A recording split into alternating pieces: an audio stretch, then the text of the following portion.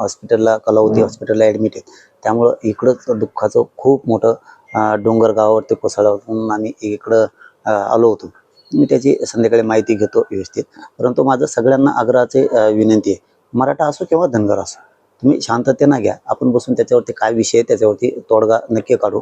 कारण आपण मराठा समाजाने धनगर समाजाने आपल्याला कोणी तोडण्याचा प्रयत्न करतंय का, असा काही डाव असू शकतो का या माध्यमातून, याच्यावर सुद्धा बारकाईनं लक्ष ठेवलं पाहिजे. मग तो विषय कुठलाही असो, तो भूमचा असो किंवा तो आपल्या कळमचा असो किंवा कुठलाही असो. आणि आता आजचं कालचं झालेलं तुम्ही म्हणताय ते अंजनगावचं, तिथल्याही बांधवांना माझ्या मराठा धनगर दोघांनाही आव्हान आहे की कुठल्या तरी नेत्याचं ऐकून कोणीतरी काहीतरी काय म्हणते त्याला ती भडक अशी प्रतिक्रिया देईल आणि तेढ निर्माण करत, तर नेत्याला याची गरज नसती. ते हमेशाच इकडं तिकडं पळत असते, बोंबलं तर त्याला ती सवयच असते. नासक्यापणाची इकडं जाय तिकडं उलशी खाय, इकडं उलशी खाय, त्याला ती सवय असते. धनगर बांधवांनी मराठा बांधवांनी समजून घ्या आणि शांतता ठेवा दोघांनीही.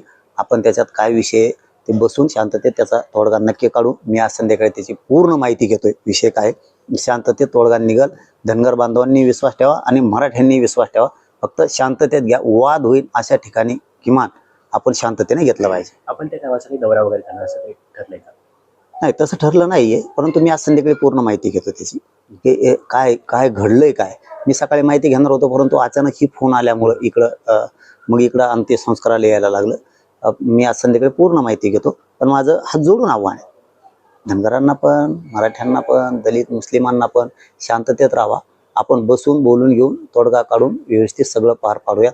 कुणीतरी येईल, एखादी बजबजपुरी वळवळ करून माघारी जाईन पुन्हा आणि विनाकारण वादंग निर्माण करत.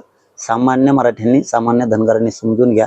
शांततेत ते सगळं समजून घेऊन 100% आपण त्याच्यावरती तोडगा काढू. मराठ्यांनी समजून घ्या शांततेत आणि धनगरांनी समजून घ्या. याच्या आडून कोणाचे काही डाव आहेत का काय, ते मात्र यशस्वी कोणी होऊ देऊ नका. आणि असण्याची दाट शक्यता या पुतळ्याच्या माध्यमातून तेढ निर्माण करायचा असाही दाट शक्यता असती. याच्यावरती विचार करा आणि शांत राहावा. आपण याच्यावर तोडगा नक्की काढू.